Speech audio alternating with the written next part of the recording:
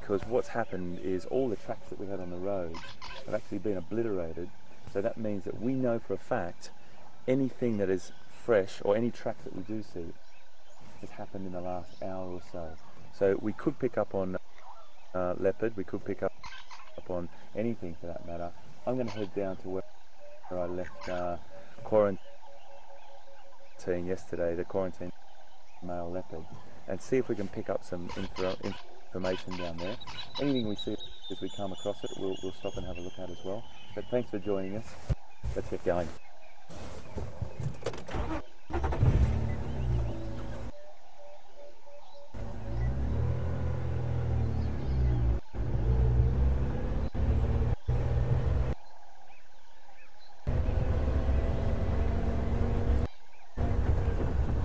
It's a really pleasant temperature. Again, I always mention that because cats and the big predators really, well, a lot of the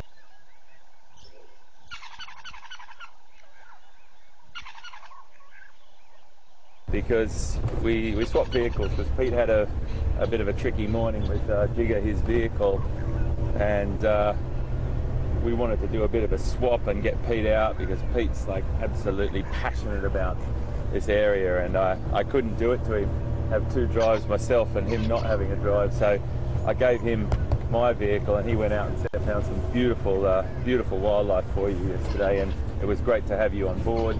And I was listening to a fair bit of it and I saw some great stuff. So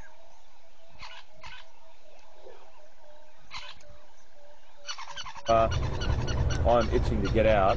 We're going to hang a left down here and go back down where we saw that beautiful leopard yesterday. One of the things about this little bit of rain can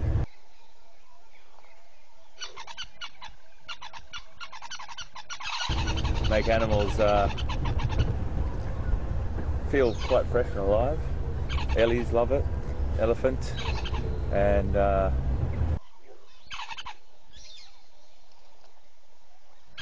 it's a definite sort of freshness to the bush this morning. Beautiful smell as well. The rain on the earth, the rain on the grass and the vegetation give you this beautiful aroma. That quintessential African bush smell.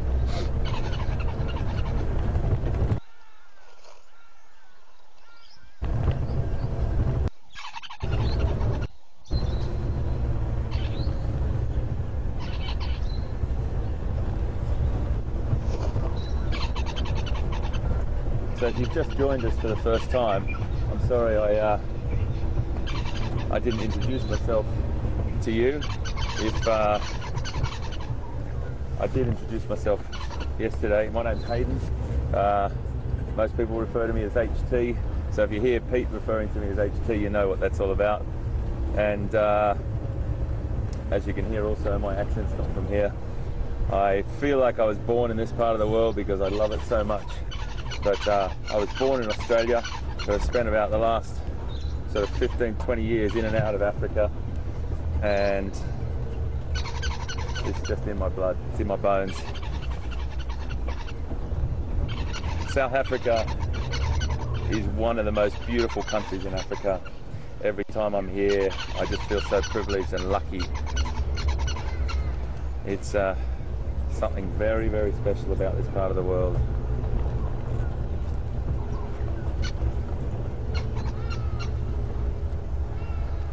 This is where we saw,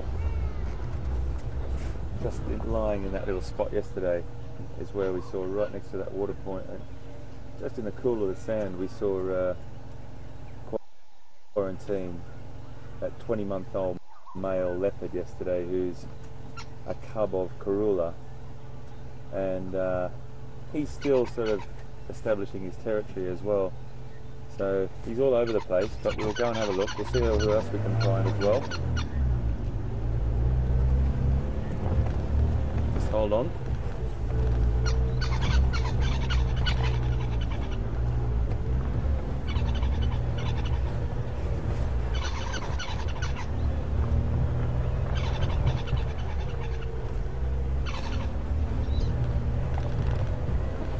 bumpy through here, sorry.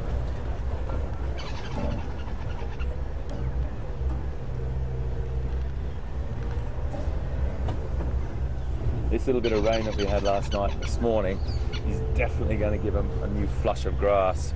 This area here was burned out about 2 weeks ago, and it's already got that new flush of grass, but that little bit of moisture we had last night, it's going to jump out of the ground, really jump out of the ground.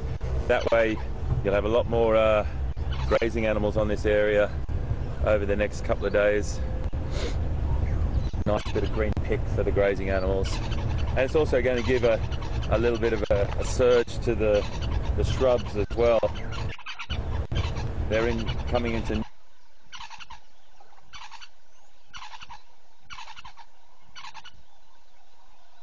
new leaf, that beautiful green that we talked about a few days back. For the browsing animals, that's fantastic as well. There's all this beautiful nutrient-rich vegetation around, and they're thriving off that. The reserve we're on today is Juma, and so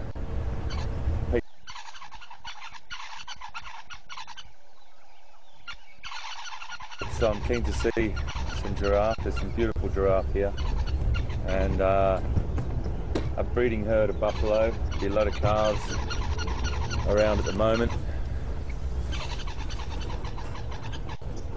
Buffalo are a really interesting hoofed animal, or ungulate.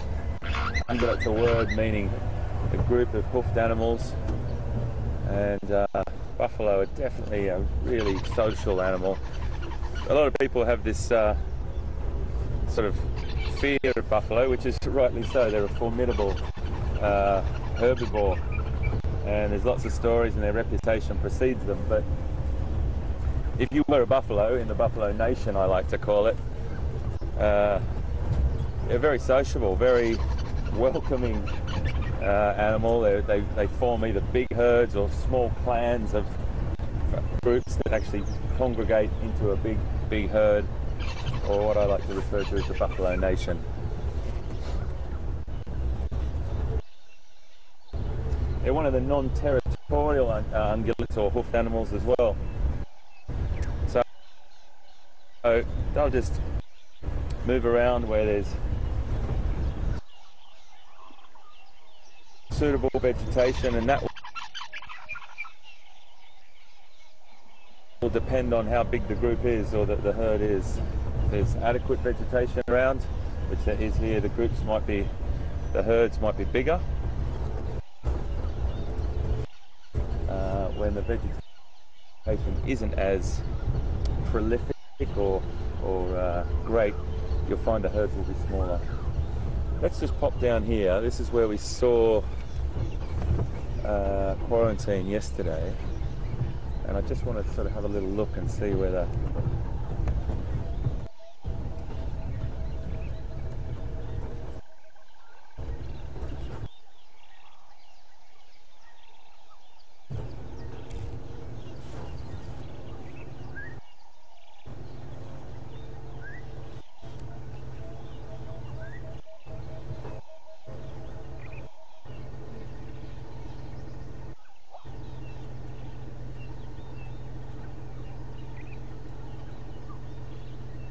I can't really see any action here from where quarantine was sitting, just over there. Now quarantine was sitting just under that. I'll just creep forward a little bit, show you. Just looking to see if there's any spoor around here. We might creep down the road a little bit as well. Just under that, that's where he was sitting. Obviously I didn't expect him to be sitting here, but I was just wondering whether there's any action. Looking around here. Now we've just had a quick question from Judy, and she wants to know what the temperature is. That's a really good question, because I did sort of carry on about it a little bit before. It's probably about low 20s. It's about sort of 18.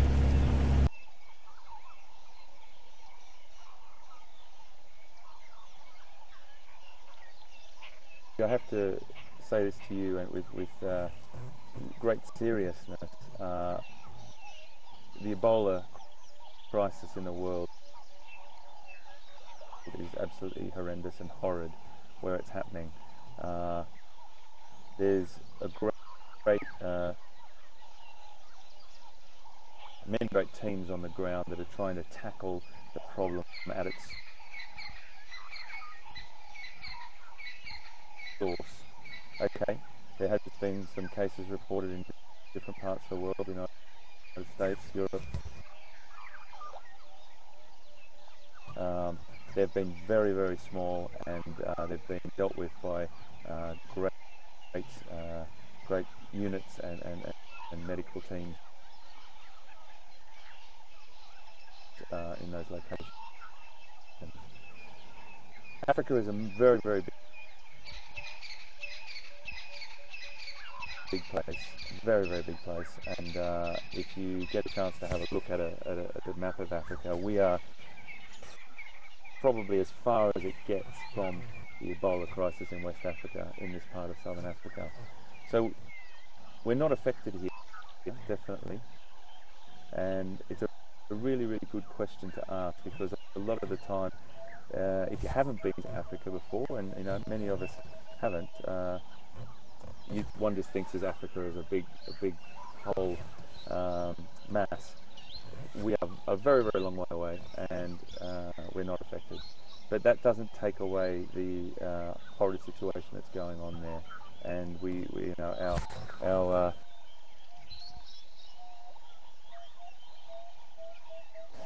our hearts and thoughts go out to the people that have been affected.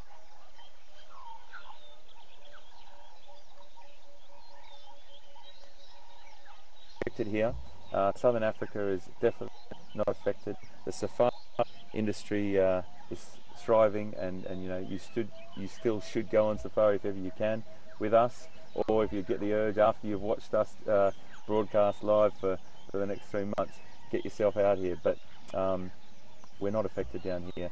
Hopefully things are getting better up in West Africa and the countries that are affected, and we really do, as I said, put our hearts and minds out for those people that are. A great question, thank you. Let's move on.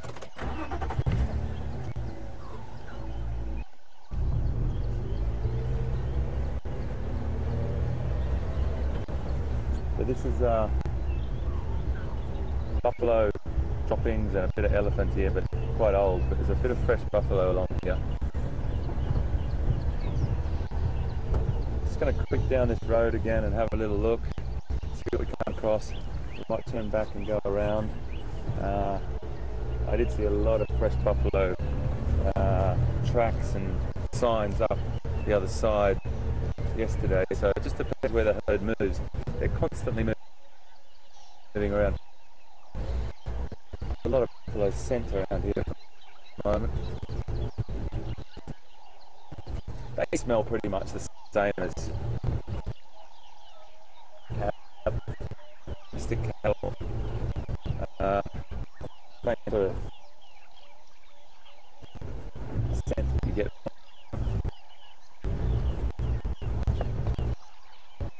They're very tricky, you know, and really, really interesting. So if we do come across them, we'll stop and watch some behaviour, hopefully.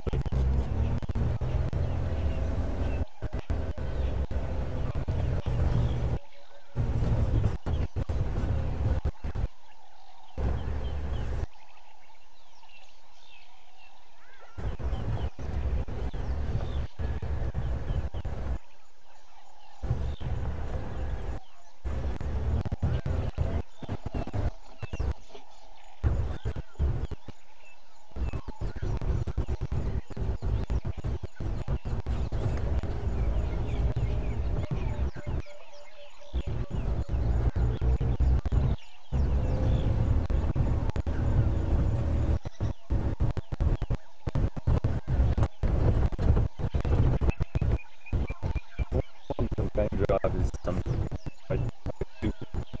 with you sitting here drive and look. It's really important to not bombard you with loads and loads of me chattering away when we can just have a little bit of a look and see around.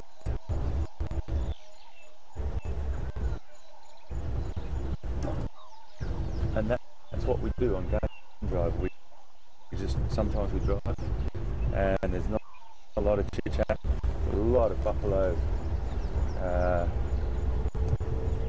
feces here or droppings all the way along here. So we're just going to stick with this for a little bit, see if we come across this herd.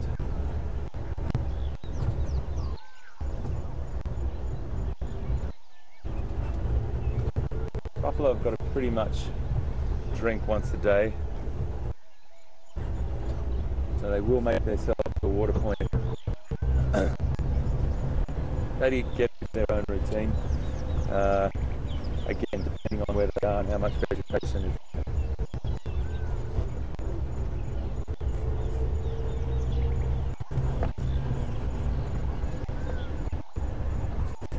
One of the great things about buffalo is they get in and they can eat really coarse grass.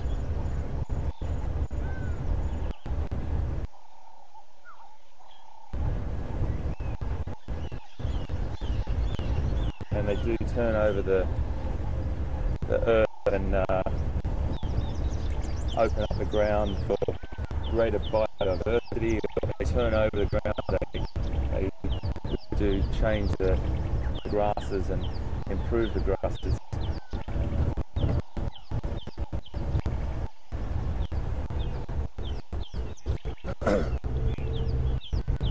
We're kind of in the road, folks. This way. You say right.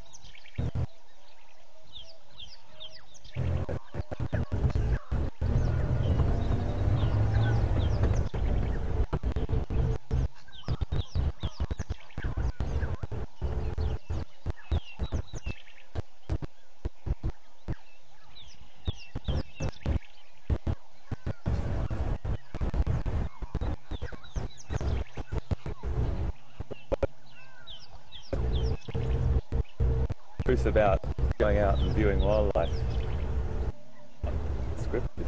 It's as it is. We really do come out and look for whatever's here, and sometimes we'll go for 5-10 minutes, not see anything. See 2 things, 3 things in a row. That's the beauty of excitement of it.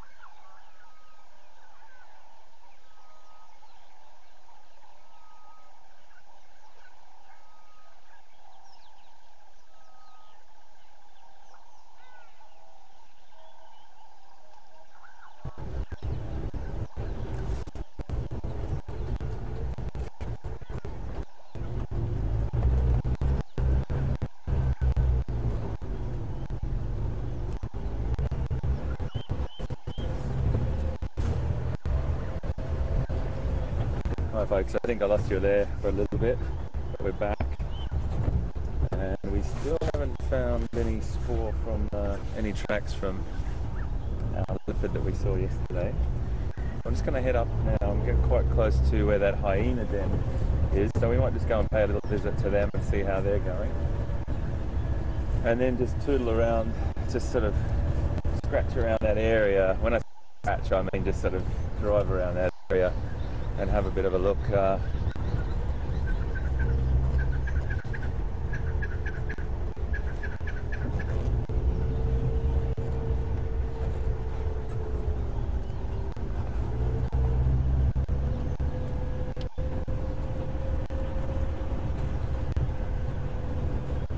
So the other thing, when I mentioned the temperature before, I should have mentioned the Fahrenheit. I do apologise. It's so 20 C, 20 degrees Celsius is 68 degrees Fahrenheit. So it's quite pleasant. If you come from really warm climes, you might find that a bit cool, but it's quite pleasant.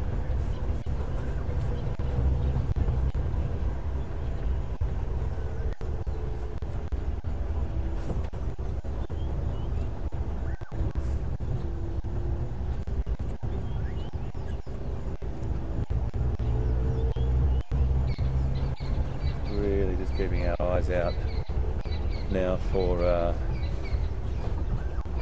always looking for leopards. You can't help it, but looking for anything we can see through this area on our way to see our hyena friends. We finished with them last night, and we left them, of course. I didn't want to have the light on them too much, because it's, as I said, it's a code of conduct that we have about respect for with using the light. We don't put it into animals' eyes. We just put a little wash over them, particularly diurnal or daytime animals. We don't do that.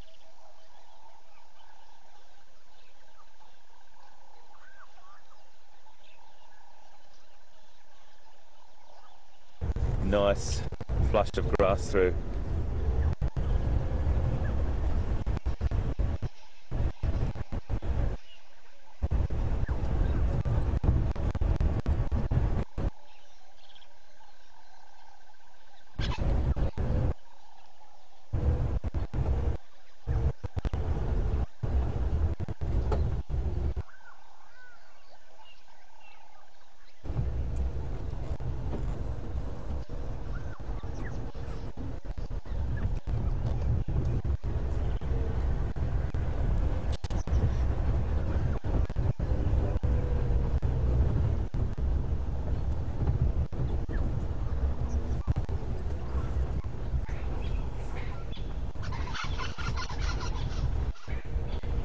Hold on.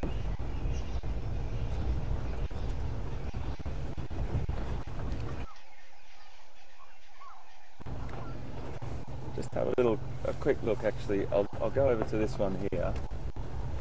Just want to show you these acacias. It's really important we understand a bit about the vegetation as well.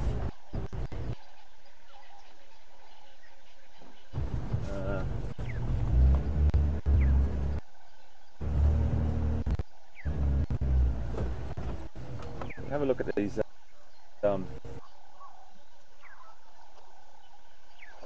acacias here, and you see these very,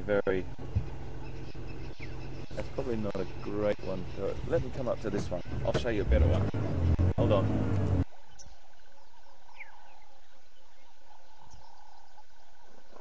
So, leaf modification. The plant has modified itself, turned some of its leaves into thorns. And why would it do that? To protect itself from browsing animals like giraffe or some black rhinoceros or some of the other species, elephant even.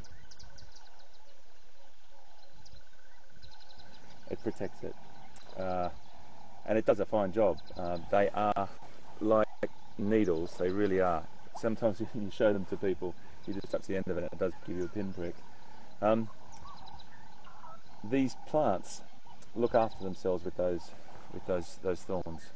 So what the browsing animals, and we'll just talk about that very, very quickly, and I'm sure most of you know, a browsing animal is an animal that eats along a vegetation line, off shrubs. A grazing animal is an animal that grazes or eats the grasses and sedges. A lot of the browsing animals have then modified themselves. So, for example, black rhinoceros have got a prehensile upper lip. Giraffes, they've got a fantastic modification, and that is that really, really long tongue. Hopefully we're going to see giraffes this morning. I'm really keen to try and find some.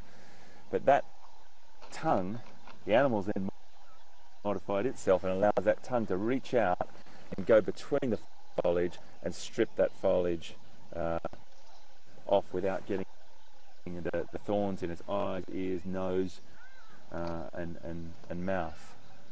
There's a really interesting thing here, and there's been some studies done, and without going into too much fine detail, these plants have a chemical in them called a tannin.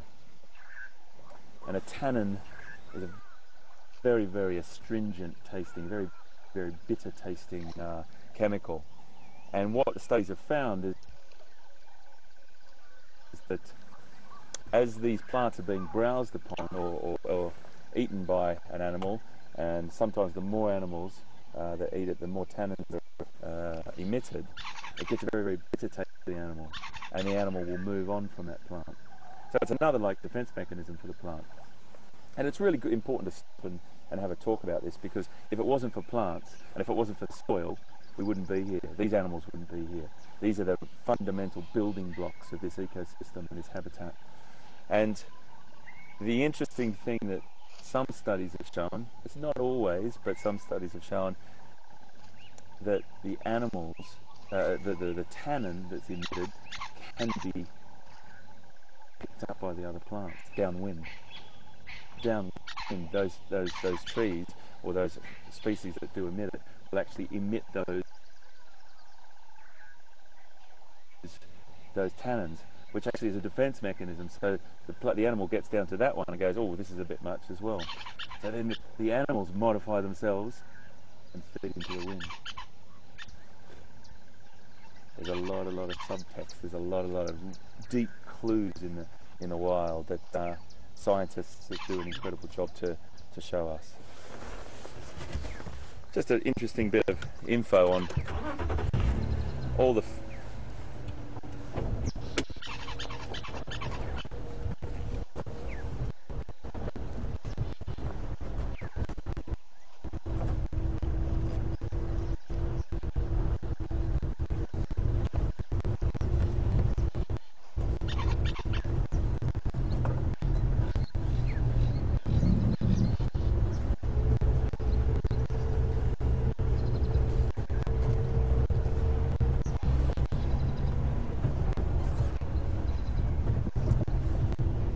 We've just had a question from Sharon in Austria, and she's asked whether dung beetles only sort of work or come out on hot sunny days, or will they come out in overcast days as well? Great question, because we haven't seen any, have we? And that's a really good observation. They really prefer the hotter weather. And they don't come out as much in the cooler weather. That being said, last night when it was getting a bit cooler, we saw a couple, but it's not always the case. They just prefer the hotter weather, and as you can see, we're not seeing many this morning. Why that is, I'd have to say any time that it's very, very cold, most invertebrates would prefer to be in a warmer location, and I would imagine that's the reason why. When you see the sun shining, you see a lot more insects out, you see a lot more butterflies, you see a lot more invertebrates out flying around. So I think it's got something to do with temperature, Sharon. Really important. Temperature is a huge factor, what we call an abiotic factor. It's a non-living factor that affects the environment incredibly. We've got loads of non-living factors that affect the environment. Soil is what we classify as a non-living factor. Biotic factor, temperature, the pH of the soil, the acidity, alkalinity of the soil is another one, and the list goes on. But I would say it's got a lot to do with it, and really good observations in that. If we just see the for you. Right. I'm going to just scoot down this road a little bit, and we're going to come down into that dam. We are making our way to that high dam. It's very, very easy to get sidetracked in the bush, and I'm just going to head down here. I'll go slow so we can have a little bit of a chat on the way. We do see some tracks going across the road. I just saw some zebra tracks going across the road, and they might be in here as well. I just want to head to this water point down here. A little bit bumpy here, I do apologise. Congregations in the road. Just want to head down and have a look at this, what we call twin dams. There's only one of them. There used to be two of them, but it's still called twin dams. We saw those buffalo yesterday. Just try and find that herd. There was a lot of signs down that road. And then they can easily come to the road. It's just the road as a way sometimes. And this is a nice surface to walk on, and it's clear. Any predators or any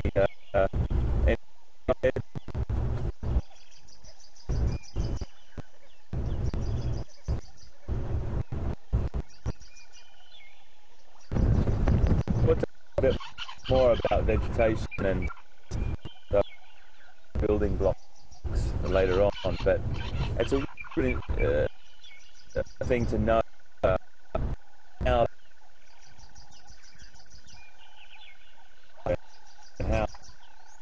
jungle little.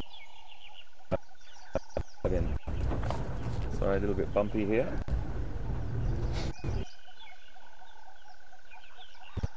And talk about dung.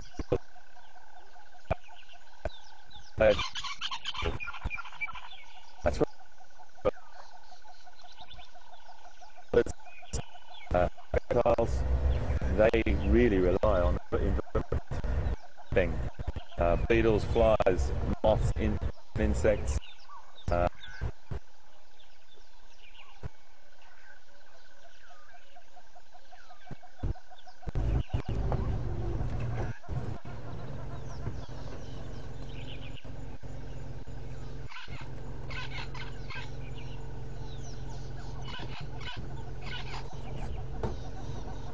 Nothing there.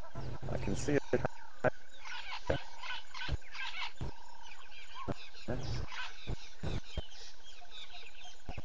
But they seem to have moved off into the bush. Yeah. So guys, we will find something very, very shortly. It is a matter of cruising and finding what's going on. Looking at the bush newspaper.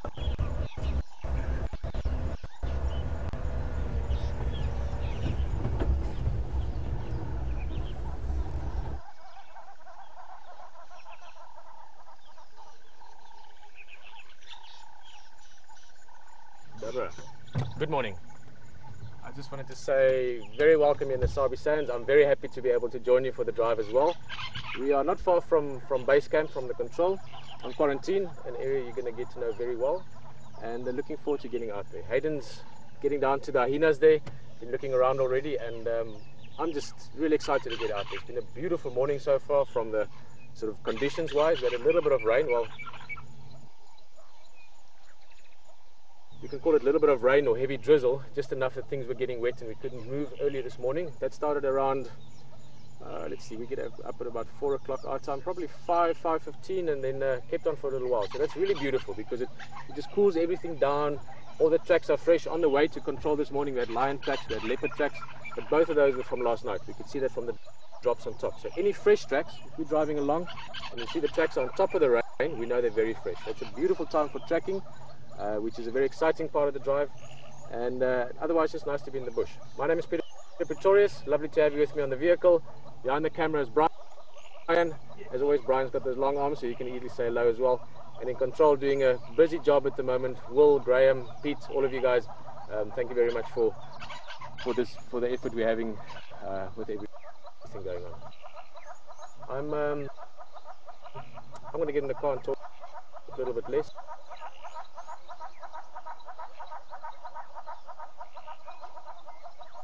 It's quite small, and they're called, sorry, give me a second, they're called dwarf mongoose. For those of you joining us for the first time,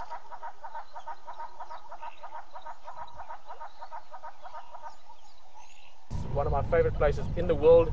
Sabi Sands, one of the best wildlife destinations, but also you can talk to us as well. In other words, you can ask questions, you can send comments, do that via email on questions@wildearth.tv or on Twitter at #SafariLive. So feel free to chat a little bit or say hello, and we're going to go look around for whatever, anything or everything, but I am hoping to maybe find some dwarf mongoose. They would have been huddled up till this morning because it was rainy. They don't want to get wet. Once it stops raining, especially when it stays cool like it is today, they normally come out and they sort of sit around a little bit and groom a little bit, and just sort of work on the social bonds. And there we go. So I was looking on that side. There's two groups of dwarf mongoose. I know I spoke with Hayden the other day, and that's one of the animals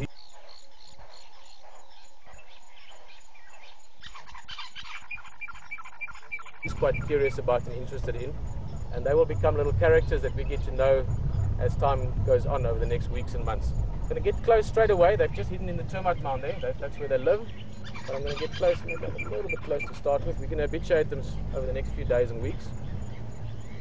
But these guys are great because they see game drive vehicles quite often. I'm just going to sit here a little bit. I'm going to quiet down slightly. Just give them time. They're going to pop out just now. They're curious little guys. I think probably in the front here more likely. That's the termite mound in the back, but in the front here, there we go, a little bit. Look around that area. And yeah, it's somewhere there. There we go. Under that branch. There's the first head. You see it? Right there. Morning. There's another one.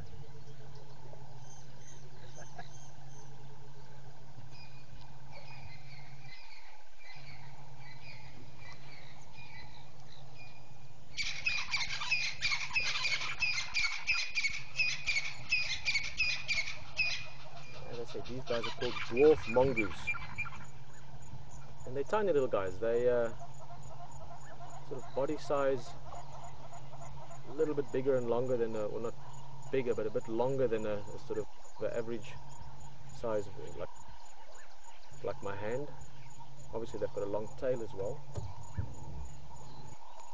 but they are just, apart from being very cute, they're great little characters. Very ferocious, maybe, is a good word for their size. They will take on and chase away anything they can, snakes and small predators and things like that. They work together in groups. Fantastic little animals. The more famous probably, or the more known of this family would be surrey cats or meerkats. That's in many ways similar. You don't find surrey cats in this area. They're more in a sort of semi-desert and savanna type areas. Banded mongoose, the bigger versions of these guys. Those are all your social mongoose species. I mean, there's many others as well, but those are the very well-known ones. And this little group, as I mentioned earlier, will probably be the group, or one of two groups, that we will get to know over the next weeks and months. There's a live close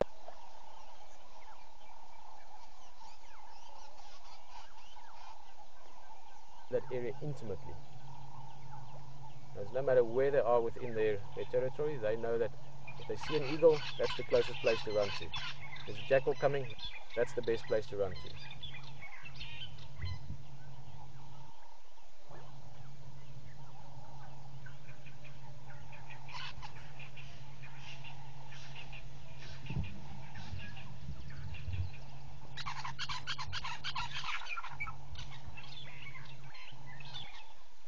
Little carnivores, so they would be, you get to many different ways of describing many different animals. You've got mammals and reptiles, you have your herbivores and carnivores,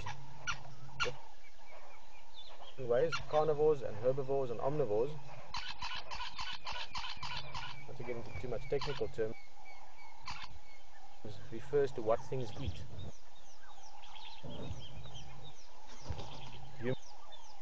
Humans, most of us are omnivores. Actually, humans are interesting because we can't classify it as a species, it's very individual. So we've got vegetarians and omnivores, and some of us in Namibia tend to be almost carnivores, and then you can get into the details of how specific vegetarian or carnivore you might be. But with animals, it's more specific to species. In other words, they've evolved over time, very closely linked to the resources. In other words, the food available in their habitats that they live in, the worlds they live in. And that is something that is evolved for them in terms of how they survive, but more importantly, or as importantly, from generation to generation, they learn how to find that food. How do I catch it? When is the food available? When is the grass sweet? When do I eat that fruit? When is it ripe? Where do I hunt for food?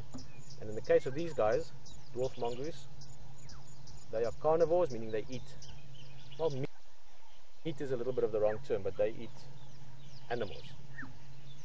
Lots of insects, lots of little vertebrates, in other words, little geckos and lizards and things like that.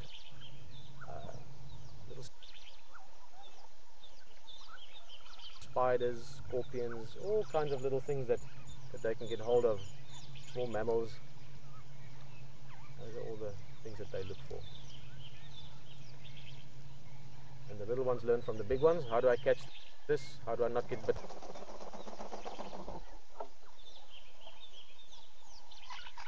Things about how to look at things, but we also just enjoy watching them.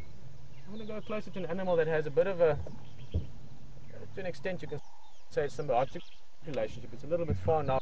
We're going to see if we can get closer to it. It's a bird, which, let's see if we can get to there. We'll go a bit closer just now. There we go. Now I'm really hoping we've got some youngsters on the vehicle as well this morning. Youngsters are referred to anyone below 90. And then children I really like on the vehicle as well, because children have this really magical way of experiencing nature. And if you're younger than 90, you probably know what this is. If not by species name, certainly by, what shall I say, the world's most common name for this bird, and that is probably Zazu. It's Zazu. Let's go have a look at him. We'll talk more about him when we get closer.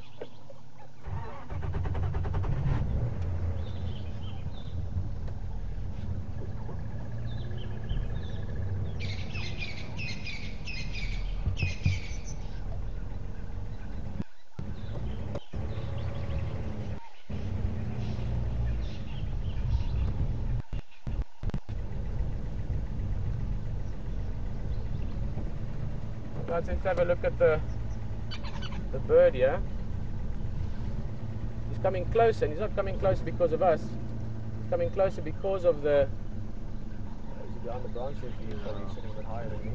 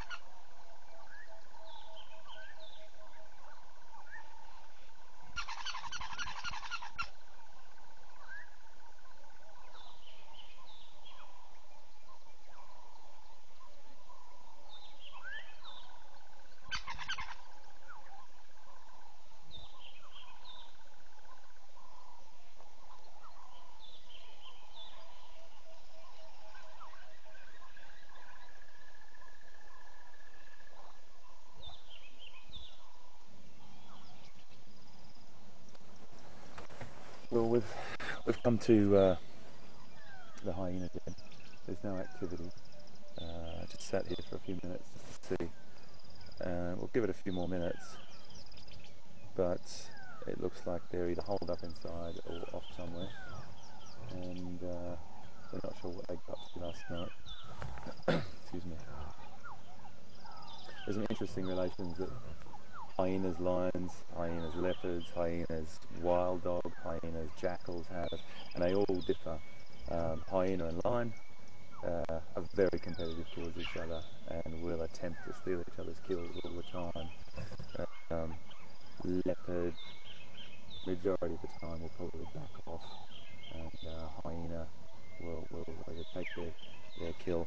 That's one of the reasons that leopards have modified their strategy of taking their kill up a tree out of the reach of hyenas. Lions generally they're not very good climbers, very ungainly.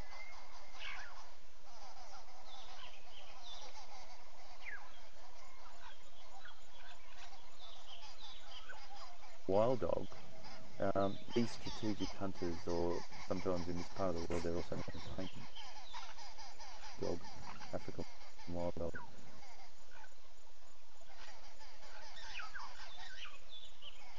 Beautiful, beautiful creatures, and I know there's some around, but they move all over the place, and they're very, very hard to find. We might stumble upon them, but my point about that is that they are hyenas sort of rely on the hunting dog's efficiency. They're a very, very efficient hunter, strategic hunters, African wild dog.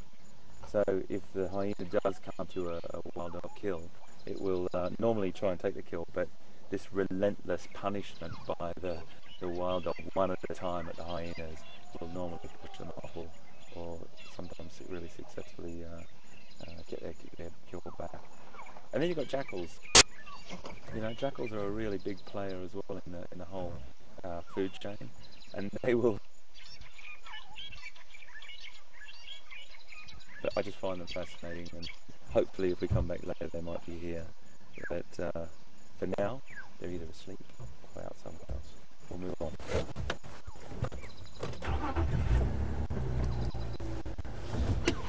I'm going to take you up to a spot yesterday that I had to go and check some equipment at, and we saw a nice herd of buffalo. I'll just head up there and I'll come back to you guys later.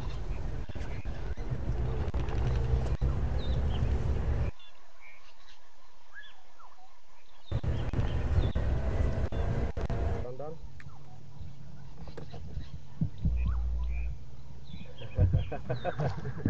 Well guys, welcome back in the vehicle with us.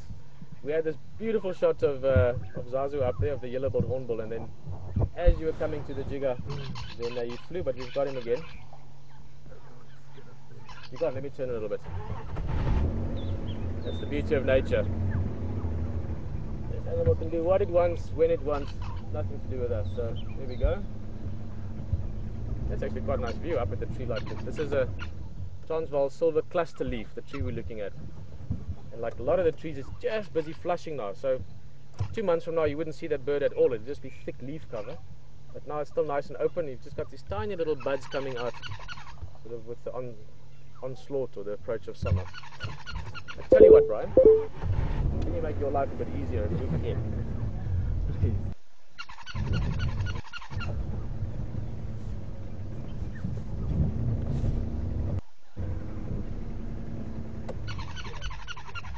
All right, there we go. We can see him nicely. He's grooming.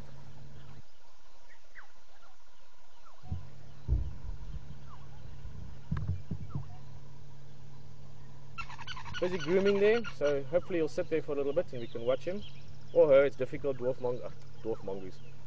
Yellow-billed hornbill, males and females look very similar. But grooming is a very important part to all animals. The dwarf mongoose spend a lot of time grooming. They also allo-groom, in other words, clean each other. With yellow-billed hornbills, most of the grooming they do themselves, but they also allo-groom. Interestingly, with birds and mammals, grooming each other has got different sort of social implications, but we'll get to that another stage. But very important, as with us, keep yourself clean, then you stay healthy. Don't keep yourself clean. If you're a bird, parasites become an issue, and that makes you a little bit unhealthy, and maybe that influences your feathers, and that might influence your flying, and then if you can't fly out here and you're a bird that needs to fly, then you've got problems. So keep yourself clean and healthy, very important first step towards all the other things. Being able to find food, being able to find a mate, being able to find a nest and procreate and have the whole species grow. So it's all interconnected. I'm trying to say this bird should sit there for a little bit. To bring it back to what we were talking earlier with the question, what's the threats or the predators to the mongoose? Their main predators would be smaller mammal predators. What I mean with that is things like a caracal. A caracal is almost like a lynx, or jackals. Snakes would certainly be a threat to them. Many species of snakes, not all, obviously big enough snakes. And then aerial predators, eagles. Eagles and snake eagles and your different types of raptors. Those would all be things that could threaten them. Now, in this relationship with this bird and the mongoose, as I said, the mongoose could be foraging around, digging and scratching and looking for things to eat. And then in that process, they'll catch many of it, or many of the things that come out of the woodwork. But many of them they won't. And this is where this guy comes in. As soon as those mongoose start feeding, he's going to follow them. At the moment, he's waiting because the mongoose are getting ready for their day. So the hornbill knows he's not in a rush. He's busy spending a bit of time grooming. When the mongoose move, he's going to move with them. And when a thing comes flying out or jumping out, whoop, he's going to grab it. So he's using them to make finding food easier, because there's, in those groups, normally 5, 6, 7, 8, 9 of them. So there's lots more feet on the ground, so to speak. And he's getting some food from it. And he's also going to help them, because he's sitting up in the trees a lot of the time. He might see a snake, or he might see a caracal, or he might see a leopard. Even leopard will even or catch a mongoose. And when he sees that, he's going to make a warning call, because he's also looking out for it. And then the mongoose have got advanced warning. So they're getting the benefit of having a little drone up there for them, something looking around, something spotting for them. So that's a lovely mutualistic, no, it's not a mutualistic relationship, but a lovely symbiotic relationship. And then just the last part to that question, the age they live to, again, it varies a little bit relative to conditions and habitat and resources and all those things, but about 8 years. So similar age to again, the similar kind of animals like meerkats, suricats, and banded mongoose and so on. 7, 8, 9 years, depending on the conditions. So that's a long time to pass on knowledge and to get to know your area and to get to know relationships as well.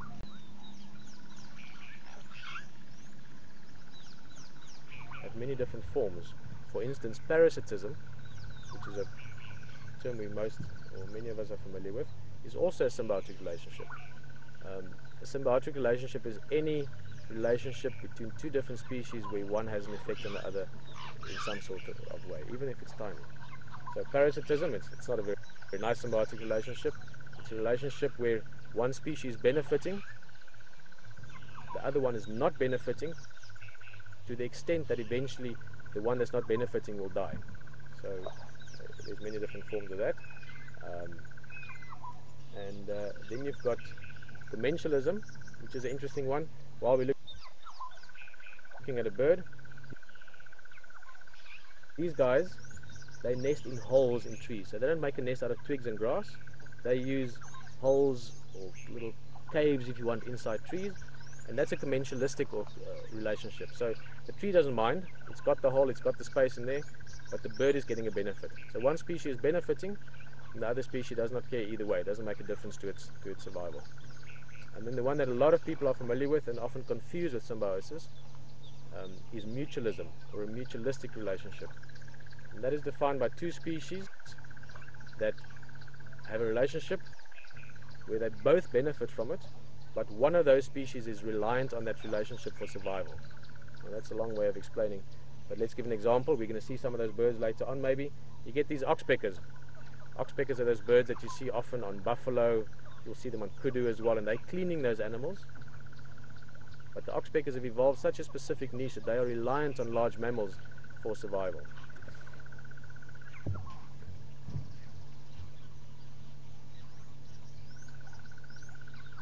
I have a quick talk. There's one of the game drives coming past. I just want to let them know that we're not looking at something big. Aubrey again.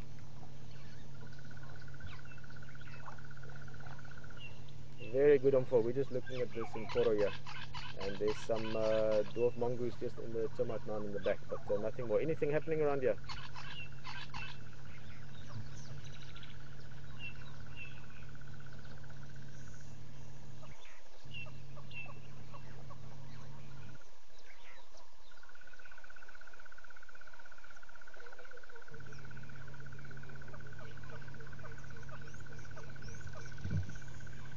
Okay, come on. Yeah, I saw one Ingwen Konzo here by Voya Access from last night. You see that one, huh?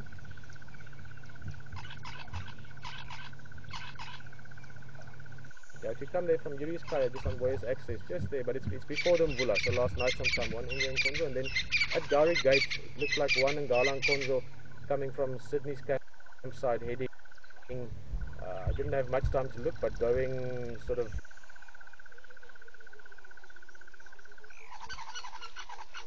Impala Plains, maybe that direction.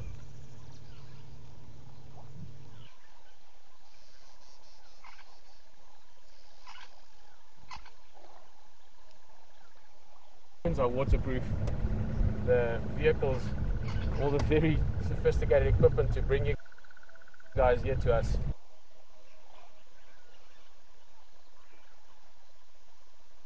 Are waterproof. The vehicles, all the very sophisticated equipment to bring you guys here to us is not. So we're going to keep an eye out for the rain. But I want to follow the hornbill a bit. Well, I think the mongoose are going to stay at home at the moment. I can see one head actually there in the distance.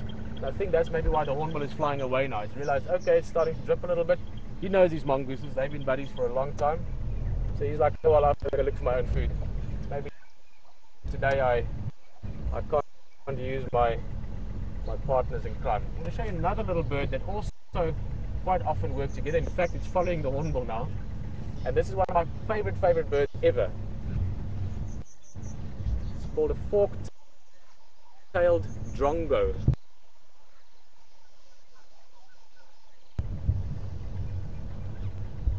In Shangaan they call it a montengo.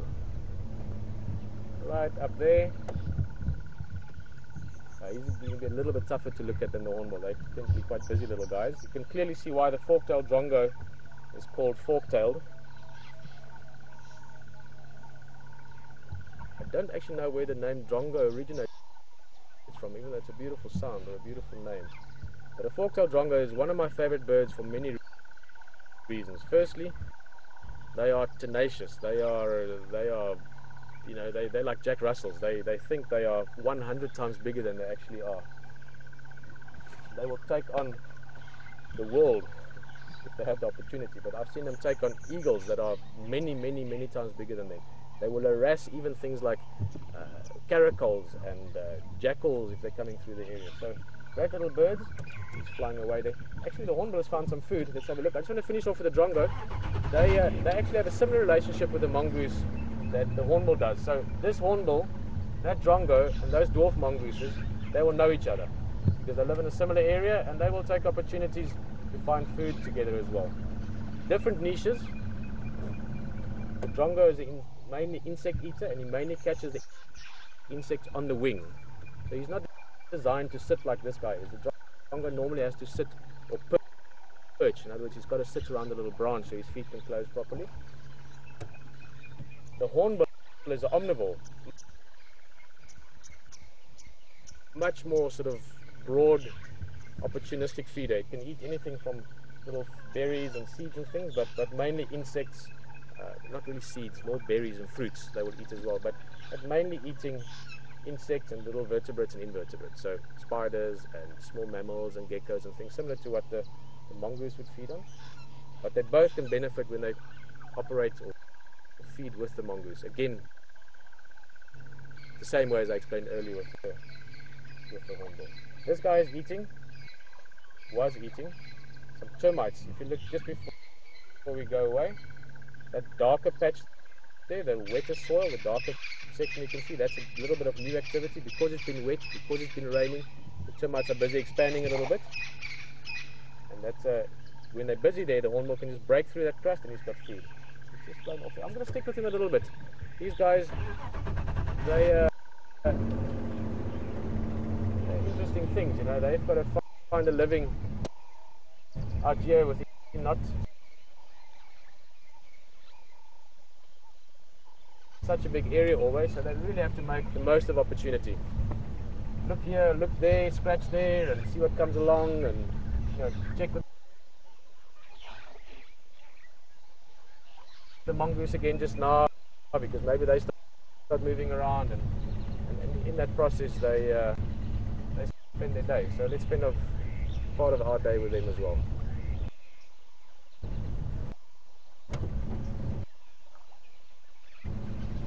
Morning, mister.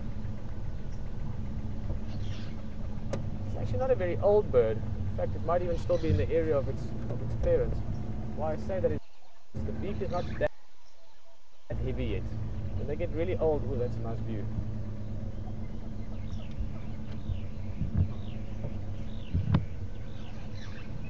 Oh, sorry, Brian, the hornbill is a little bit trickier than like an elephant to follow around. These elephants don't have the benefit of flying away quickly. Except for Dumbo, perhaps, but different story.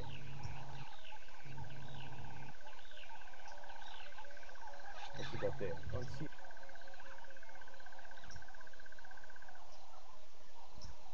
I have to be opportunistic. They have to figure out what and how and when can I make the most of what, and what kind of foods I can get. So they're normally quite adaptable to different habitats and different sort of social interactions as well. So yellow-billed hornbills you find over a wide part of Africa. They are well loved by almost all the cultures I know of, and certainly everyone that's ever spent a bit of time with them.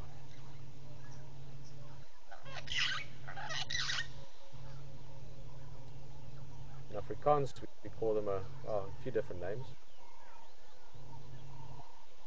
The sort of colloquial name for them is a kop.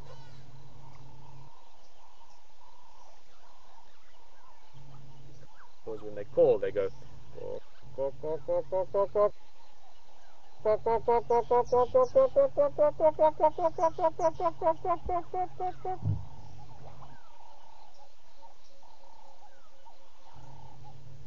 And now that we're going into breeding season, summertime, I'm sure at some stage in the next few weeks we will see them actually really calling, where they're displaying as well. So while they're calling like that, if it's a sort of a serious call to impress its mate or something, then they lift the wings up and they drop their head down and they really get into it, and they make a big visual display as well. So we will still see while they call kokke in Afrikaans. Two other things in front here. We're gonna stick around this area. There's a oops, come on. Jiga? Jiga also wants to stick around this area. Sorry, for those of you that just have joined us, there we go. The Jiga is this vehicle which I've known for a long time. It's a very special vehicle. It was Graham's from brand new, and this vehicle has explored great parts of Africa, especially southern Africa. But it's a bit like my horse. You know, this would be Tonto if I was a Lone Ranger. And you do build up a relationship with the vehicle over time, especially when you do sort of, you know, extreme kind of driving with it on occasion. I saw two things over here. We've got a beautiful big marula tree, and in fact this specific tree is one of my favorites. I've looked at it maybe a few thousand times in my life. And there was a squirrel sitting there just now, so let's give it a minute. Once again, when we settle down, the squirrel might do the same. And he was sitting right in that fork. He was sitting there grooming himself. So it would be great if he pops up, but it might take a minute or two. You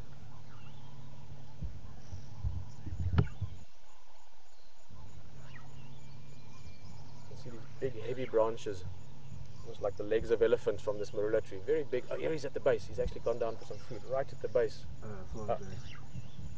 I'm giving you a bit of a runner. Oh, there he goes. So he's just gone that way. So let's just sit a little bit, see what pops out here. Another hornbill. But this tree, let's just look at this area. Just you can see it's got a different texture underneath than, for instance, around where there's not trees. And then there's the texture is different again. That's another marula tree. Obviously, this tree provides shade, especially during the hot part of the day. So from about 10 o'clock until about 2, 3 o'clock, when the sun is mainly above us in summer, this tree provides a beautiful canopy. It's not very lush now. Like I said earlier, we're in the sort of early summer now, so most of the trees are still busy getting their new leaves. But when it's midsummer, when it's really hot, it really is lush with leaves, and it provides shade to the area underneath it. So there's also a bit of a relationship between the vegetation around the tree as opposed to the vegetation further away. They're getting the benefit of being protected from the very hot, sunny parts of the day. So typically you'll find slightly different grass species as well as other species growing here that you wouldn't find 1, 2, 3 yards away from the sort of shadow edges, if you want, of the tree. So you've got these little microclimates as well. In this case, this tree is going to have, I can see them coming up in about, how long does that take?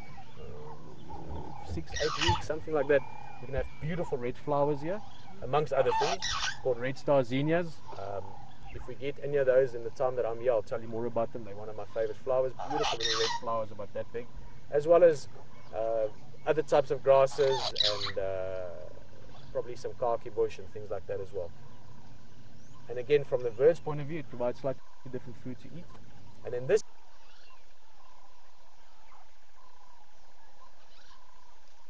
so you have these little spots of different vegetation that provide slightly different things, you know, different plants growing there, different insects as opposed to the ones out there. So from a small animal point of view, whether it's the hornbill or the mongoose or the squirrel, this is such a nice area. And if we can just slow ourselves down a little bit and forget about the size of things, I mean, trust me, I'm one of those people that I love elephant, I love leopard. But at the same time, if you sometimes just stop and look around a little bit, you realize that there's so much magic, so much beautiful experiences to be had.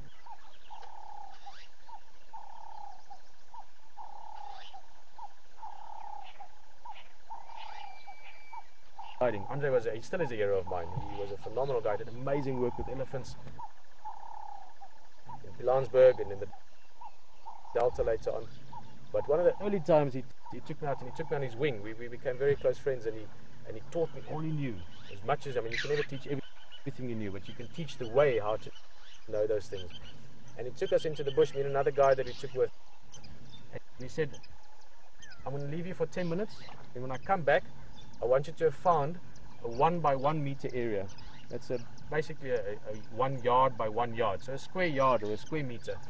And then I want you to talk to me for half an hour about it. And I sort of thought like, okay.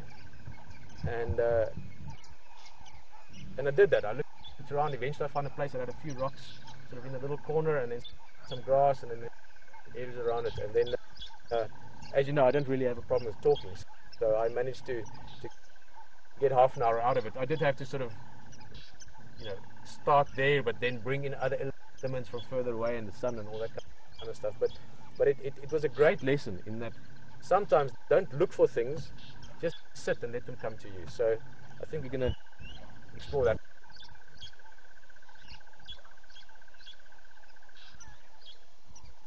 There's another beautiful tree again. There's also some grey hornbills. I saw them earlier, but they flew off. Very similar to the yellow-billed hornbill, but they're grey hornbills, so you might guess that they're grayer colour. Also, they've got grey beaks. They also tend to feed a little bit more in the trees itself rather than on the ground like the yellow-billed hornbills do. But quickly see, this is a sort of a 50-50 chance, but there's a very active termite mound. This one here, if I lean to the side, you can see again, light on the one side, dark on the other side. And so this has been active recently. Last night, the day before, and certainly this morning. Let's just look at this a little bit. I was hoping we might see one or two termites. Keep in mind, termites, they can't be caught out in the sunlight. The sunlight itself can be very dangerous for them, but also in the time of day, they will get hammered by all kinds of predators. There you can see the beautiful texture. This is sort of fresh plaster, if you want, brand new house. They've been bringing some moist sand out and gluing it together to an extent, building this mound. Bit of old tree branches coming through it. Just for interest's sake, the termites wouldn't have killed this tree. Termite mounds don't actually kill the trees that they build around. It's only if it's dead wood and material, then they will eventually damage it. Obviously, it's dead stuff.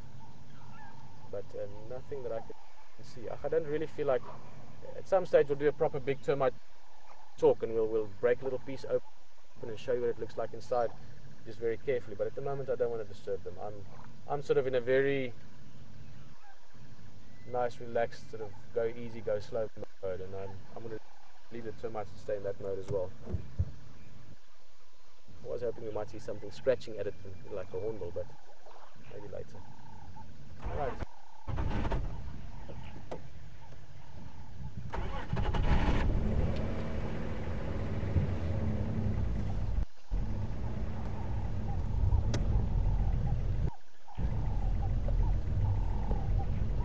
Come on, squirrels. I want to see a squirrel.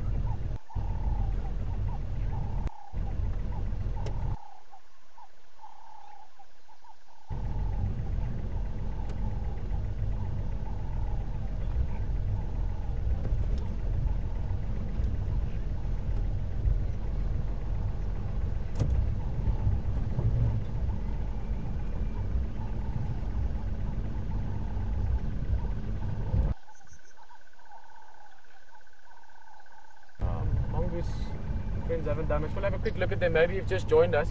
You were looking at them earlier on and they sort of introduced us into just looking around this area specifically and the relationships between some of the animals that live sort of in this specific area. And you can see they're getting a bit more active, but they don't go too close for now.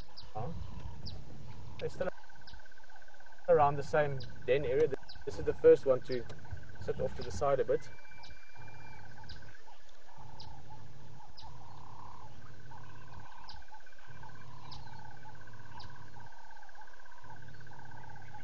These guys are getting ready for their morning. I think they might stick around a bit still. It's nice and cool. We will get to know them more. We will get to see more of them. Let's just have a last look. There's the rest of the group. The heads popping out. But still, one or two drops just follow me again now. So they may be still waiting to see what the weather does. Thanks, guys. We'll see you again. I think I'm going to cover a bit of ground now. It's really nice just to take it easy, but there's also areas to explore, and very excitingly, new areas as well that we've driven in the past, but I'm looking very much forward to getting to know. And that's Arathusa, which is the neighbouring area to Djuma. We're going to slowly take a little amble over there. Again, if you've just joined us or you haven't heard before, you are very, very welcome to ask questions as well. If there's something you're wondering about Africa or this area that we're in, You can email us at questions@wildearth.tv or tweet at #SafariLive, and we'll touch on a few of the questions as and when we can. But for now, sit back,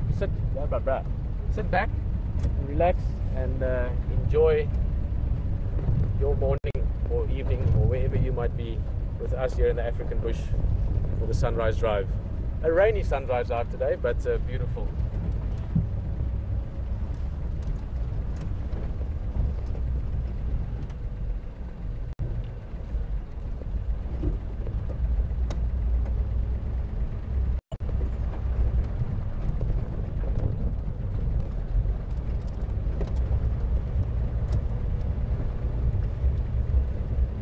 Hello, Joanne. Joanne's sitting in Arizona asking if we could hear white-fronted bee-eaters. That's a little bird, beautiful bird, while we were sitting there. Joanne, I'll be honest with you, I didn't specifically notice it. But then again, I was quite sort of into what we were looking at, and it might have just been that I heard it and didn't register it. It's not impossible, but what I do really like is when you guys are listening out for other things as well. You know, it might be that we miss something, and you hear it, and if you mention it, we can listen for it, we can go look for it. So awareness is probably the most important thing, and you know, I almost don't need to say that because everything out here is very aware. If you're an impala, you're very aware of your environment. If you're a leopard, you're very aware of your environment. And people, when they come out here, not always, but mostly, are very aware of the environment, because suddenly they feel like they're really back to sort of root level of things. You know, they've got to look around and be aware of what's going on. And also, it's just so beautiful. So all the sounds and smells and sights and all the different stimuli you have around you is something to really be pleasantly aware of. So if you hear something or you see something, we might be looking at something and talking about it, you see something moving around somewhere in the corner of your eye, feel free to let us know, and feel free to ask. It is really, really nice to talk about people observing with us and sort of sharing with us what they're experiencing in the moment. Oh, hey, kudu, and we're going to see an oxpecker if it doesn't fly off. Look. Those are the birds I spoke of earlier. Just move a little bit forward, right? And there's a drongo right here as well. There's a few characters we've got to know.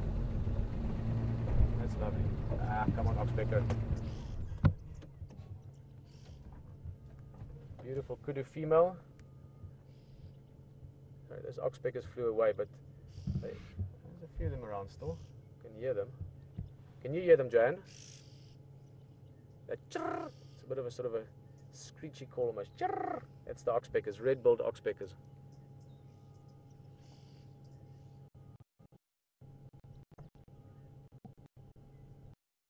A little bit forward.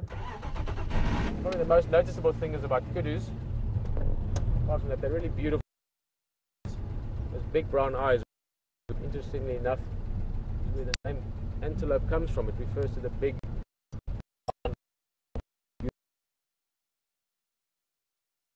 of antelope.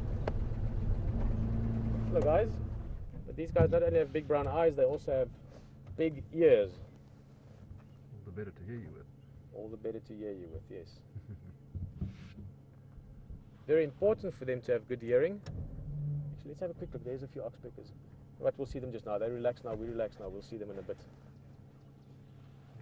There's the oxpeckers. You see the two birds sitting on the back there. They're sort of in between the stripes on the kudu's back. You saw them just jump there. It was just a little movement from us.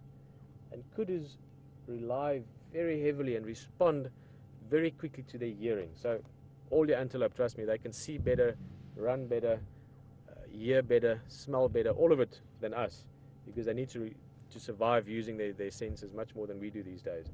So all their senses are very keenly developed. But for something like, let's take for instance a blue wildebeest or an impala that lives more in open areas, springbuck maybe, they can rely on sight quite a lot because they are in more open areas. So their sight's very well developed, but their hearing is good, but maybe not as extra keenly developed as something like a kudu, because kudus live mainly in thick bush. There you can see it's eating leaves. So they are browsers, and browsers, because they eat leaves, are more likely to live in leafy areas. So kudus live in thick bush, so they can rely on their sight, they can rely on their smell, but the sight can be a bit impaired just by the habitat around them, the lushness of the habitat, or the leaf cover of the bushes they're in. Even play a role with the scent, because you might have the wind sort of swirling a little bit through the bushes and maybe not giving them as clear a direction of the scent as you would find in an open grassland area. So for them, hearing is crucial to survival. If they hear a twig snap or a grass blade rustle that's not because of wind, they immediately pick that sound out and they can immediately turn their ears in that direction and they can hear anything and everything coming from there. So very, very important part of their awareness is hearing.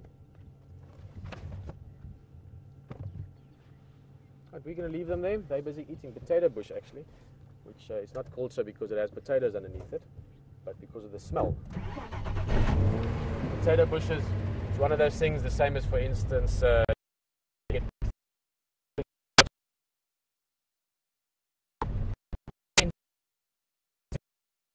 potato bush reminds me of the Lowveld. In the evening, you drive through and or something, it smells like boiling potatoes, to the point that, and I've experienced numerous times, if you haven't had a big lunch or something earlier and you're a little bit hungry, you're looking forward to dinner, you drive past potato bushes, you literally get your stomach giving a little rumble. So that's what they were eating.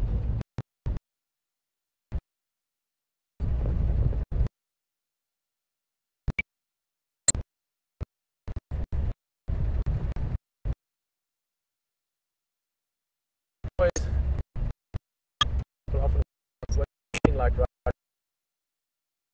considering it was quite hot yesterday.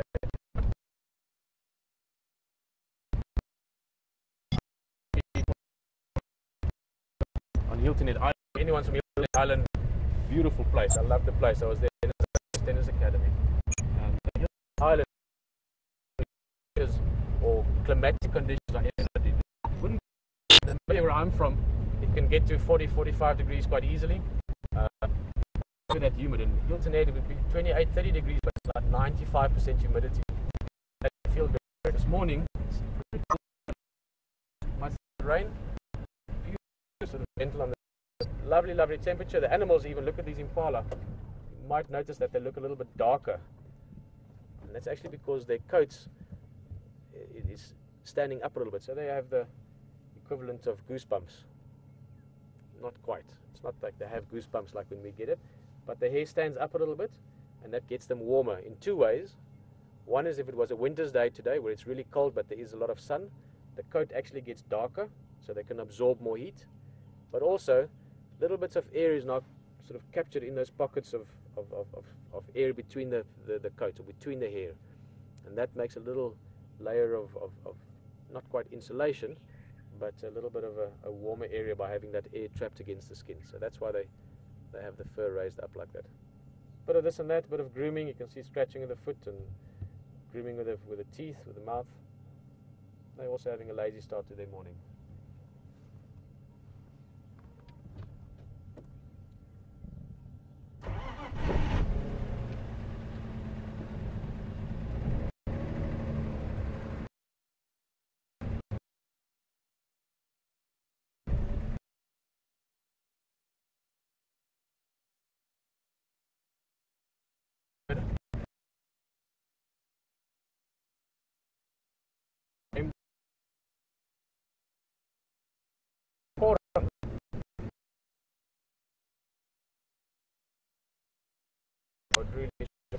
But of course, they get buses are very big versions of it.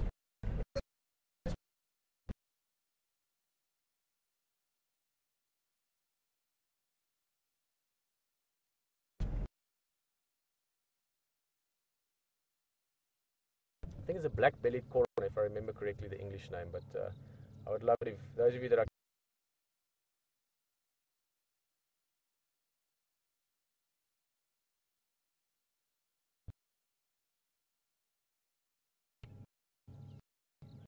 quite a bit.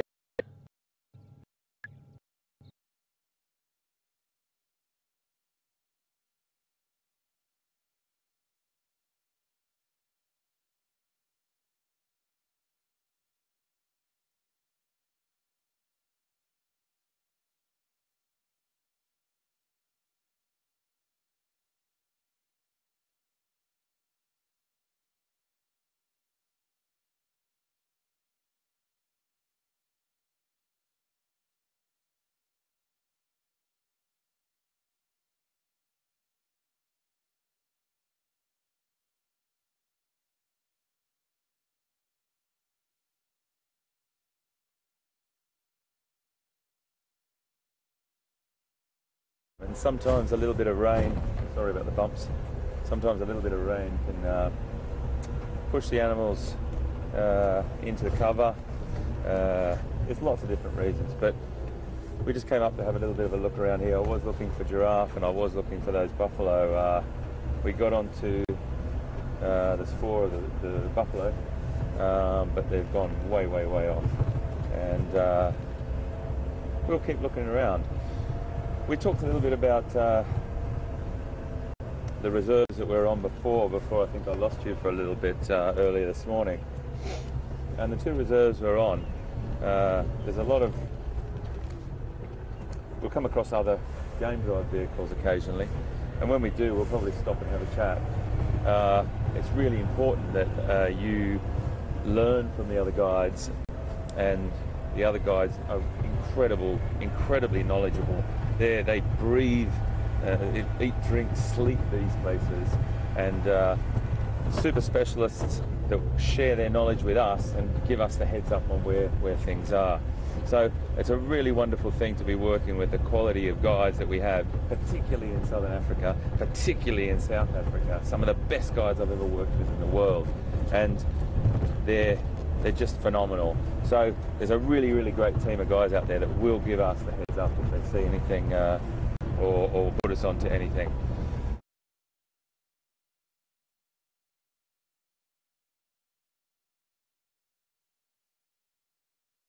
Damage again, well, damage, I keep using that word, but it's elephant effect, let's call it, on that tree. Now that tree will eventually have a bit of a problem with that. It's taken off a lot of the bark around the base. The tree will lose its vigor or its health. Parasitic infestation will kick in, and that tree will probably die. But there's so many things about the vegetation that we have to take into consideration. Animals play a huge effect on the vegetation, and we talked also before about there's no other animal really that can change its environment like the elephant can.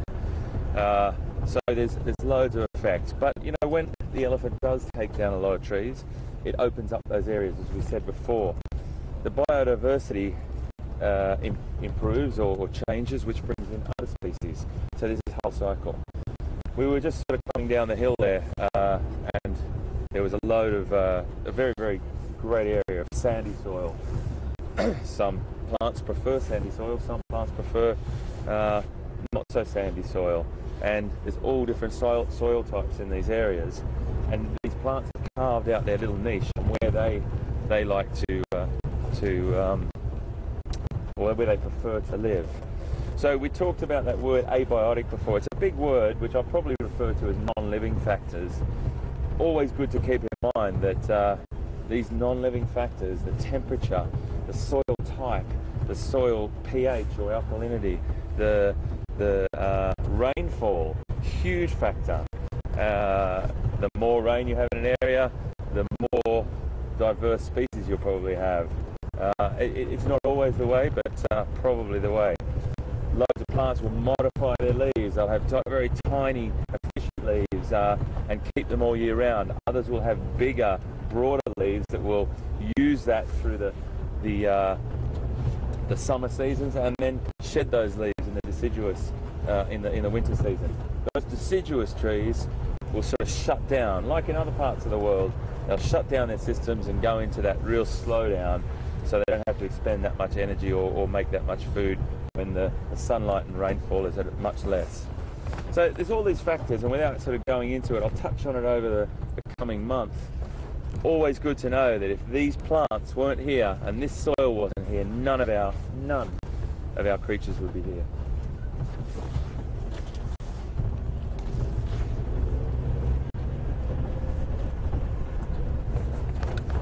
Sorry, bumpy.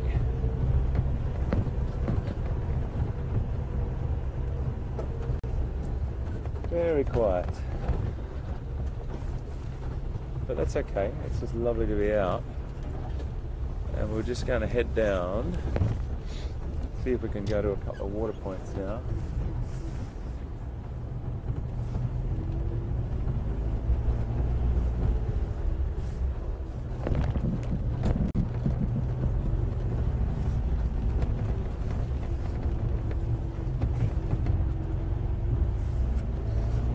the more we learn about the environment and the more we take in, like what you're doing right now with me. There's a little grey duiker there, do you see him? Let me just see if we can see him again. Her, sorry. Shot off into the bush. Oh, there we go. Oh, stop for a second for you. Did you get a little...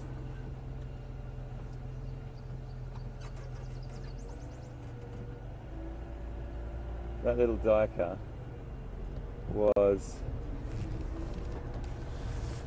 shooting through the undergrowth there, and that's a super defense mechanism. They'll be out here grazing and then and just feeding, and then just end up shooting off into the scrub. And duiker in Afrikaans means diver, and that's what they do. They dive into the undergrowth and they get cover, and that's their little defense mechanism. Okay, let's head on back down this way.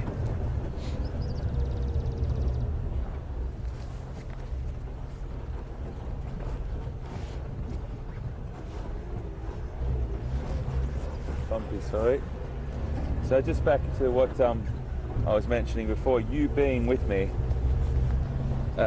here on Safari Live is an incredibly important thing, because at the times that we're not seeing wildlife, we get a chance to talk about wildlife, how wildlife and the habitat work together, how the plants fit in the flora and fauna. Flora and fauna being, you know, the vegetation and the animals fit together, and that's a really great time to discuss things. We talk about all the different issues that the environment will go through on a climatic, on a seasonal change, and the change of seasons is really important as well. We're at the beginning of the rains. We had our first little taste of it this morning. It's going to increase. As it increases, the grasses will get greener. The interesting thing also is those water points will become more full, and some of those water points that are mud wallows at the moment will be little pools for animals to drink from, and it goes on. It's really interesting to just see how it all fits together.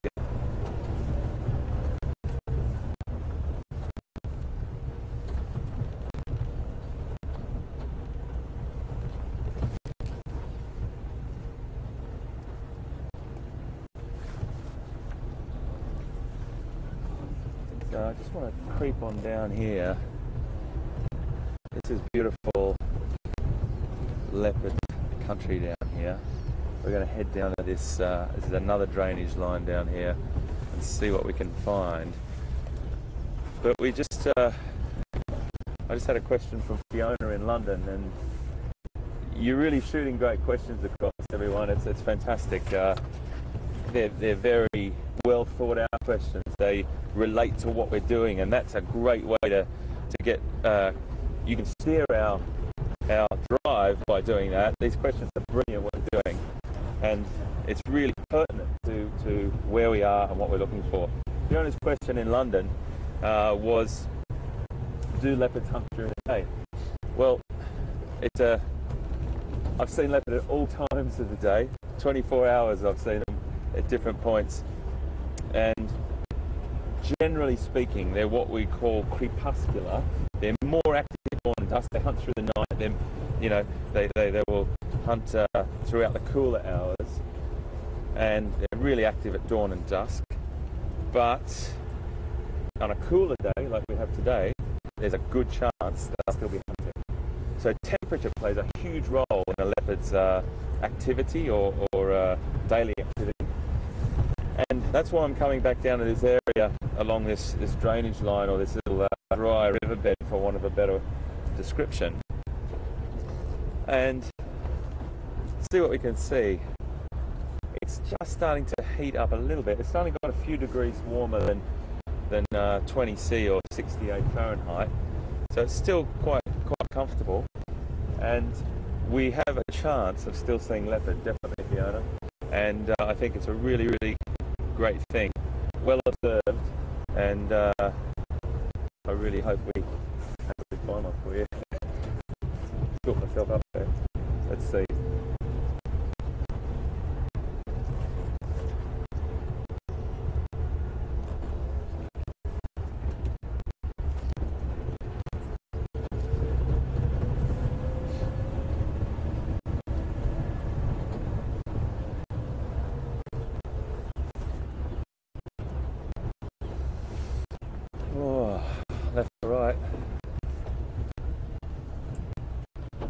reason, my brain said left. I think you sent me a thought message.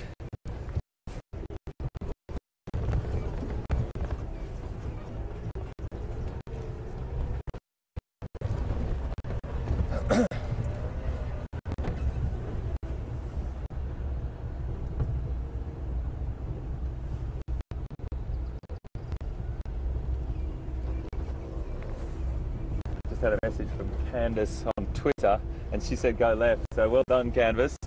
Sorry. That's really, really good. I think you were sending me a bit of a thought message there. For some reason, I went to the right, and well done. Fingers crossed.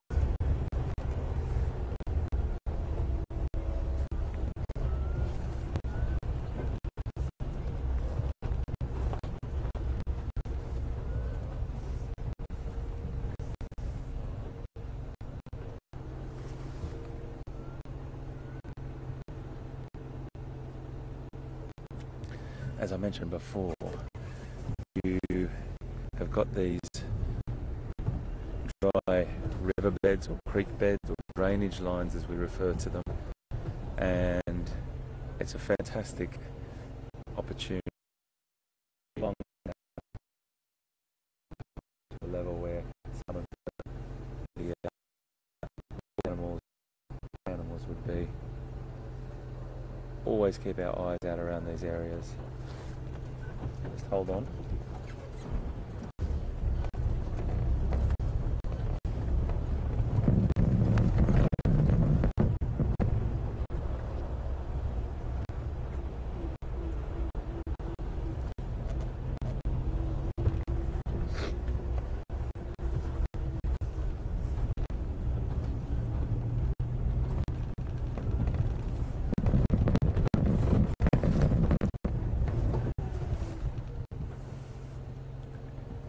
Well, it's not a leopard, but it's something beautiful. And we have seen them a couple of times before. I'm just going to creep forward. It's a gnarly bull. I might just creep forward a little bit.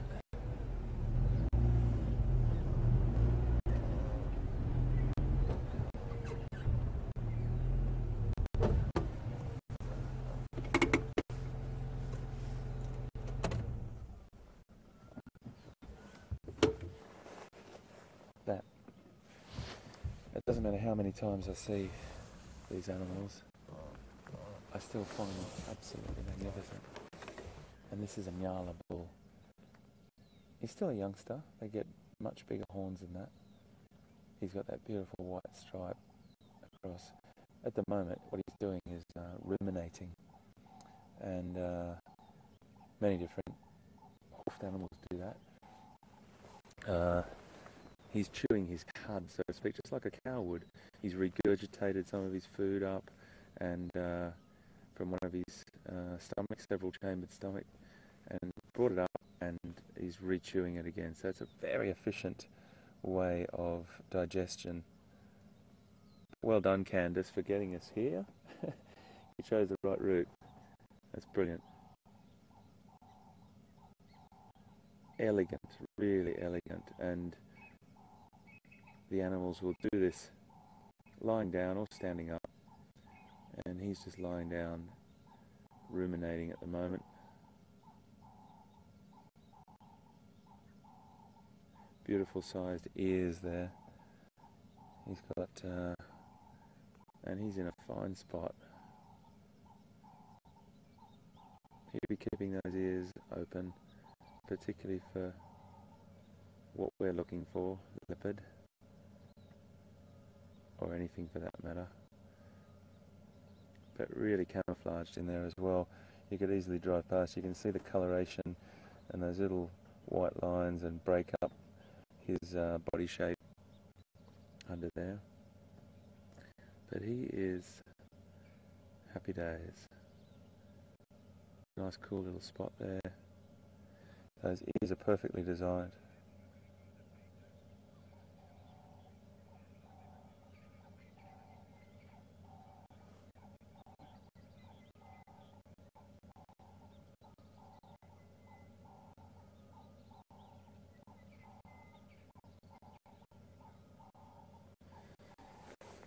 if you have a look at those,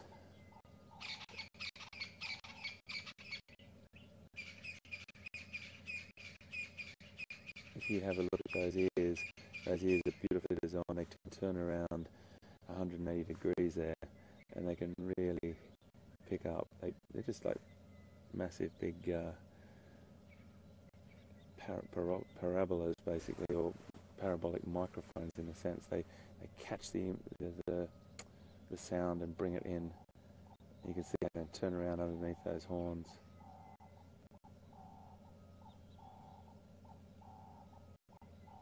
So horns is a really interesting thing as well. All the antelope, they're not born with horns. The only animal, or only two animals on the planet that are born with horns are giraffes, or the giraffe and its very close relative up in Central Africa called the okapi. So all antelope are not born with horns, and they grow those horns, and they keep those horns for their lifespan. So they're not like deer, which are a very, very different group of animals, where they shed their antlers every year. Antelope, what we're looking at here, this nyala, he will keep those horns for the rest of his life. We might let him ruminate there and move on.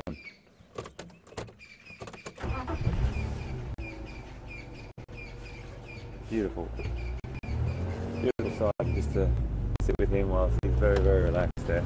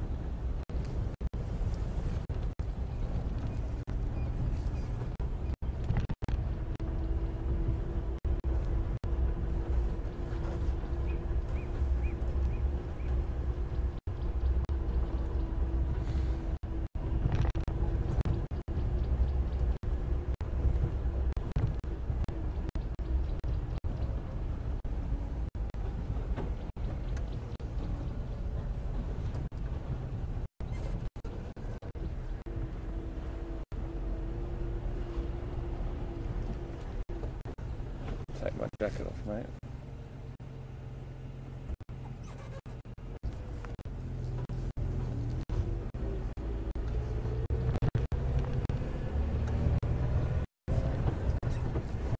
Still driving through this area where there's lots of sign of buffalo being, but I think they might be off on the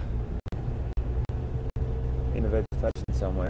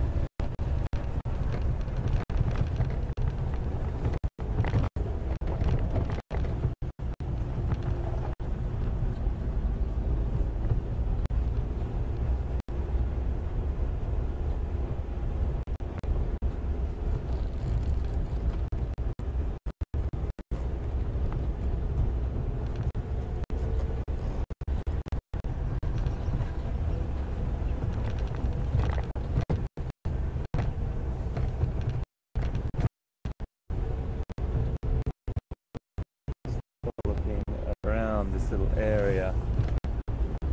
It is very quiet this morning, but as I've always said, and what we always say to our guests and our friends that are with us on the vehicle, you just can never plan. You never plan. You can go and have a look around, but you just never know what's going to happen. Just following this drainage line along here just to see excuse me, any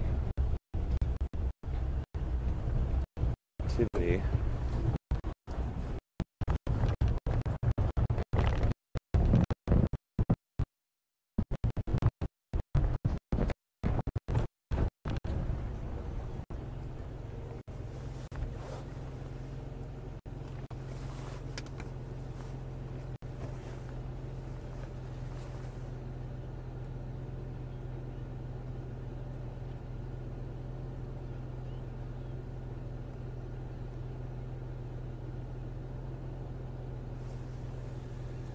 Binoculars are an integral part of your kit, and you sometimes see things off in the distance and you think they might be an animal. Majority of the time it's a log or a stump, but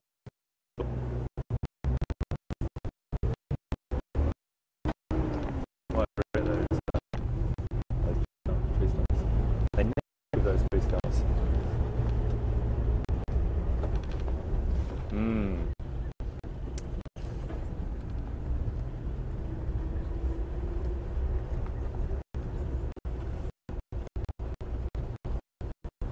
I can see some cheeky little, there's some more nyala here, but I can also see some lovely nyala.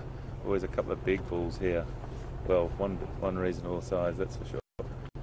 Let's have a little look here. This is a nice little group. We won't stay too long because we've seen a few of them, but I just want to show you. This is a bigger bull just here on the right. He's just down behind that. That's a younger one there, and there's a bigger one just to the right there. But he's just got his face in that shrub, so you can't quite see him. And then there's some females coming through with those beautiful stripes. We've seen these before, but it's just beautiful to stop and see how calm and relaxed they are with us.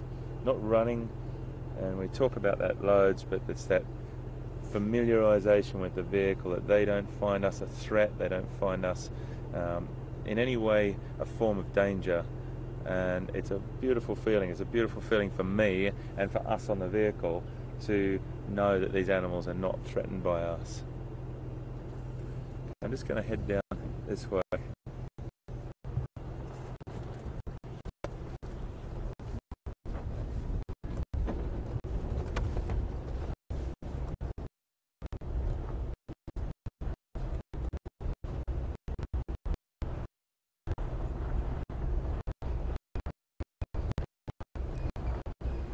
Well, the quest for leopard is always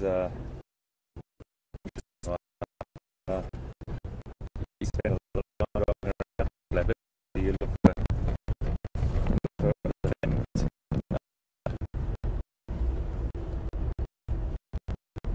We just got a question from Roger in Minneapolis, and his question was how many leopard have we ID'd on the property, on the reserve? And the answer is about 15. How many more there are is yet to be seen. It really does depend on so many different things.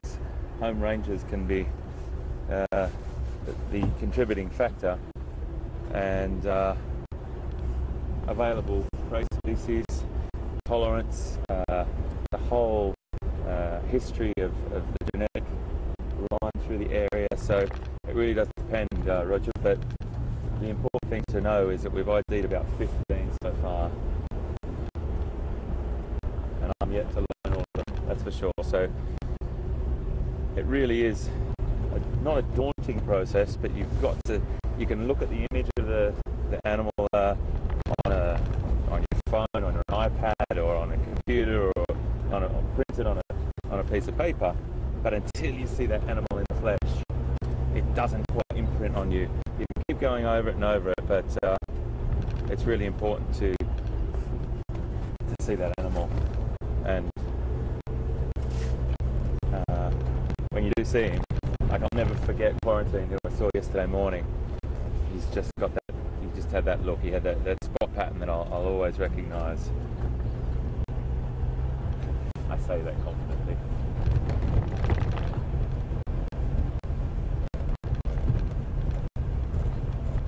So a bit of a quiet morning, folks, but at the same time, we have to go out on the vehicle every day with the understanding that we're not in a theme park, we're in the wild.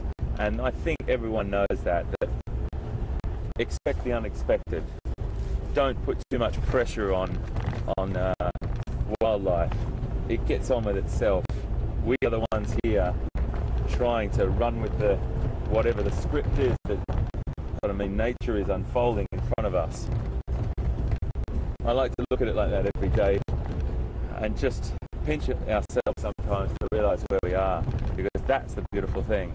The beautiful thing is being out in the bush, driving around and looking for these beautiful creatures, but also just immersing ourselves in this habitat.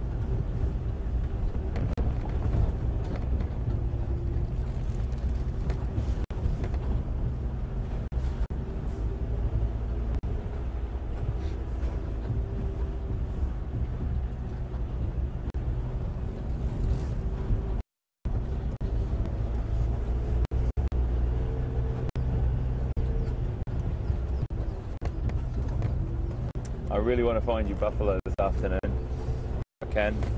I'm going to try and do my best to talk to some of the guides at lunch and get on the radio and find out who's seen some buffalo, because they are great to sit with a breeding herd.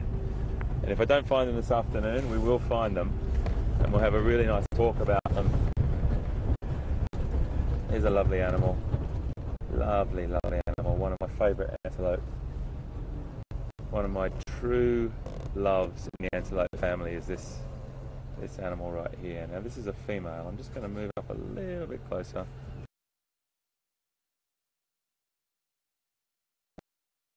Maybe we'll just move up. Now she'll stop again, and I'll just move up a little bit. This is a kudu.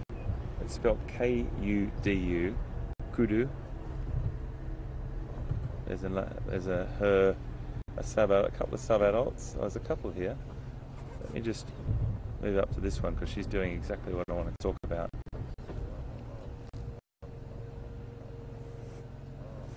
Very relaxed.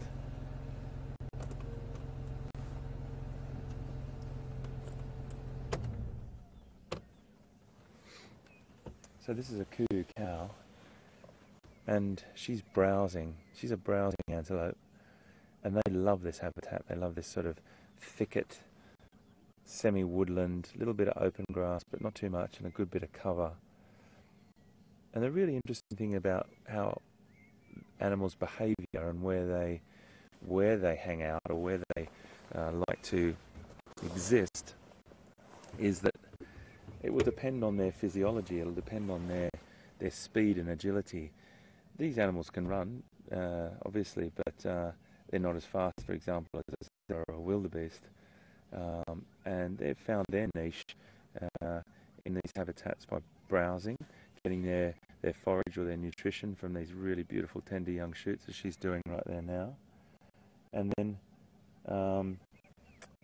they will use this cover as camouflage and have a much greater advantage over animals that are out on an open plain or an open grassland.